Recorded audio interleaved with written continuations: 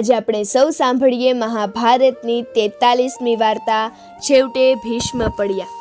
કૌરવો અને પાંડવો વચ્ચે ભીષણ યુદ્ધ ચાલતું રહ્યું. જોત જોતામાં 9 દિવસ પસાર થઈ ગયા. આ યુદ્ધમાં બંને પક્ષના અસંખ્ય વીરો હણાઈ ગયા હતા, પરંતુ ભીષ્મ હજુ પણ અડગ હતા. બંને પક્ષના યોદ્ધાઓ મરણિયા થઈને લડતા હતા. ક્યારેક એવું લાગતું કે પાંડવો જીતી જશે, તો ક્યારેક કૌરવો.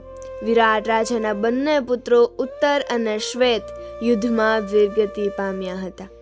પાંડવોને એમના મૃત્યુનો ભારે આઘાત લાગ્યો હતો. શ્રી કૃષ્ણ અર્જુનને પૂછ્યું, પાર્થ, તું ભીષ્મને કેમ હણતો નથી? ભીષ્મ જ્યાં સુધી નહીં હણાય ત્યાં સુધી આ યુદ્ધનો અંત આવશે નહીં. જો તું એમને હણવાનો ન હોય તો આ જવાબદારી મારે ઉપાડવી પડશે. આમ બોલીને ભગવાન શ્રી કૃષ્ણ રથમાંથી ઉતરીને ભીષ્મના રથ તરફ દોડ્યા. અર્જુને પાછળ દોડીને એમને રોકી લીધા અને કહ્યું, તમે તમારી પ્રતિજ્ઞા તોડશો નહીં. હું આવતીકાલે ચોક્કસ ભીષ્મનો વધ કરીશ. 10મા દિવસની સવારે યુદ્ધ શરૂ થયું ત્યારે ધૃષ્ટદ્યુમ્ને શ્રી કૃષ્ણની સૂચનાથી અર્જુનનો રથ ચલાવવાનું કામ શિખંડીને સોંપ્યું. શિખંડી મૂળ તો રાજા દ્રુપદની પુત્રી હતી, પણ તેણે તપ કરીને કાળક્રમે પુરુષનું શરીર મેળવ્યું હતું. વળી પૂર્વજન્મમાં એ કાશી રાજની પુત્રી અંબા હતી. ભીષ્મએ એનું અપહરણ કર્યું અને પછી એને તર છોડી દીધી. તેથી એણે ભીષ્મને શિક્ષા કરવાની પ્રતિજ્ઞા કરી પોતાનો દેહનો ત્યાગ કર્યો હતો. ભીષ્મએ એમની સામે શિખંડીને આવતા જોયો કે તરત જ એમણે એમના શસ્ત્રો નીચે મૂકી દીધા. ભીષ્મએ કહ્યું, શિખંડી સ્ત્રી તરીકે જન્મ્યો હતો, તેથી હું એની સામે શસ્ત્રો નહીં ચલાવી શકું. ભીષ્મ જાણી ગયા કે એમનો અંતકાળ નજીક આવી રહ્યો છે, તેથી તે એમના મૃત્યુ માટે મનોમન તૈયાર થઈ ગયા. અર્જુને પણ આજે ભીષ્મનો વધ કરવાનું નક્કી કર્યું હતું. અર્જુને એના ગાંડીવ ધનુષ્યમાંથી ભીષ્મ ઉપર અસંખ્ય બાણો છોડ્યા. એના બાણો ભીષ્મના શરીરને વિંધવા લાગ્યા. ભીષ્મ અર્જુનના બાણોના પ્રહારોને વીરતાપૂર્વક સહન કરી રહ્યા હતા. એ મનમાં બોલ્યા, આ મારા પૌત્ર અર્જુનના બાણો છે, માત્ર અર્જુન જ મને હણી શકે એમ છે. અર્જુનના બાણોએ ભીષ્મના શરીરને છેક ડોકથી લઈને પગ સુધી વિંધી નાખ્યું. છેવટે ભીષ્મ ઘાયલ થઈને રથમાંથી નીચે પડી ગયા. પણ એમના શરીરમાં ઘૂસી ગયેલા બાણોને લીધે એમનું શરીર જમીનથી અદ્ધર જ રહ્યું. એ બાણોએ એમના શરીરને પથ્થારીની જેમ આધાર આપ્યો.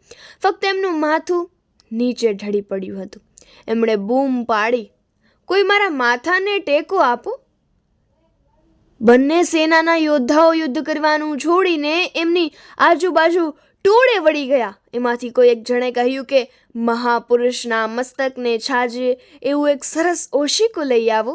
એ સાંભળીને કેટલાક સૈનિકો ઓશીકું લેવા માટે દોડ્યા. પિતામહને કેવું ઓશીકું જોઈએ છે એની એકલા અર્જુનને ખબર હતી. અર્જુને ઝડપથી ભીષ્મના મસ્તક નીચે 3 બાણો છોડ્યા. એ 3 બાણ જમીનમાં ખૂપી ગયા અને એનાથી ભીષ્મ પિતામહના મસ્તકને જોઈતો આધાર મળી ગયો. ભીષ્મ એના પર એમનું માથું ટેકાવ્યું ત્યારે એમના ચહેરા ઉપર વેદનાની રેખાઓ ઉપસી આવી. દુર્યોધન ભીષ્મ સૂતા હતા ત્યાં દોડી આવ્યો અને લાગ્યું કે હવે કૌરવો આ યુદ્ધમાં ચોક્કસ હારી જશે. ભીષ્મે એને કહ્યું, દુર્યોધન, તું હજુ પણ પાંડવો સાથે સમાધાન કરી લે. એમને એમનું રાજ્ય પાછું આપી દે. હજુ બહુ મોડું થયું નથી. પરંતુ આ મહાપુરુષના શબ્દો પર દુર્યોધન જરા પણ ધ્યાન આપ્યું નહીં. એ ચૂપચાપ ત્યાંથી જતો રહ્યો. ભીષ્મએ થોડી વાર પછી અર્જુનને કહ્યું, મારું ગળું સુકાય છે અર્જુન, તું મને પીવાનું પાણી લાવી આપ. અર્જુને ભીષ્મની બાજુમાં જમીન પર એક બાણ છોડ્યું ને ધરતીના પેટાળમાંથી નિર્મળ પાણીનો એક ઝરો ફૂટ્યો. એની ધાર ભીષ્મના મુખમાં પડવા લાગી. ત્યાં ઉભેલા લોકો બોલ્યા કે આ ગંગા મૈયા છે અને એમના પુત્ર ગાંગેયની તરસ छिपाવવા આવ્યા છે.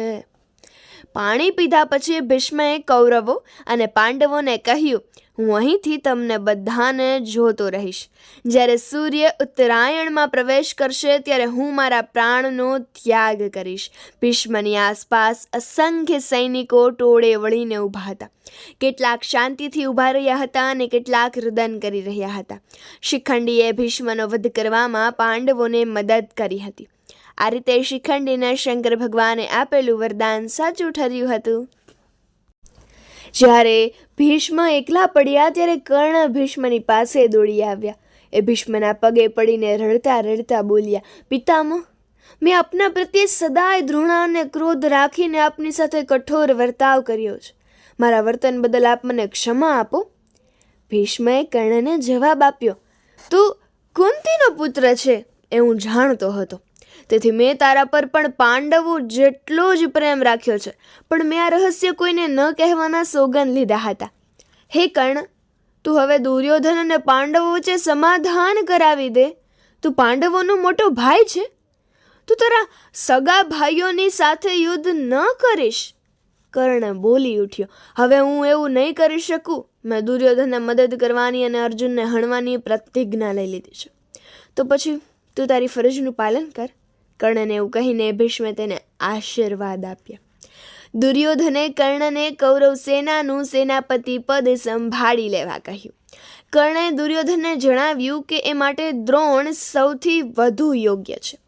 તેથી દુર્યોધને કૌરવ સેનાના સેનાપતિ પદનો ભાર દ્રોણના શિરે મૂક્યો.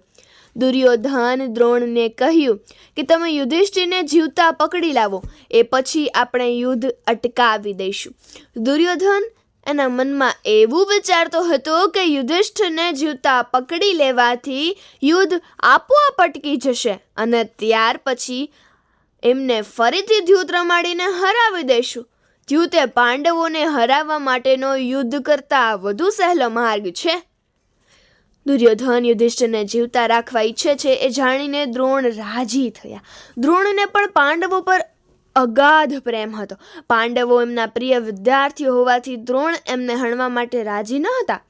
દ્રોણે 11મા અને 12મા દિવસે યુધિષ્ઠિરને પકડી લેવાના ભારે પ્રયત્નો કર્યા, પરંતુ તે યુધિષ્ઠિરને પકડી શક્યા નહીં, કારણ કે અર્જુનના શક્તિશાળી ગાંડીવ ધનુષ્ય સહિત હંમેશા યુધિષ્ઠિરની સાથે જ રહેતા હતા. આથી દ્રોણે દુર્યોધનને કહ્યું, જો અર્જુનને યુધિષ્ઠિરથી દૂર રાખવામાં આવે તો જ હું યુધિષ્ઠિરને પકડી શકીશ. તો આ વાર્તા અહીં પૂરી થાય છે. આના પછીની વાર્તા અભિમન્યુનું મૃત્યુ. તો આ વાર્તા સાંભળવાનું પણ ચૂકતા નહીં. જય શ્રી કૃષ્ણ.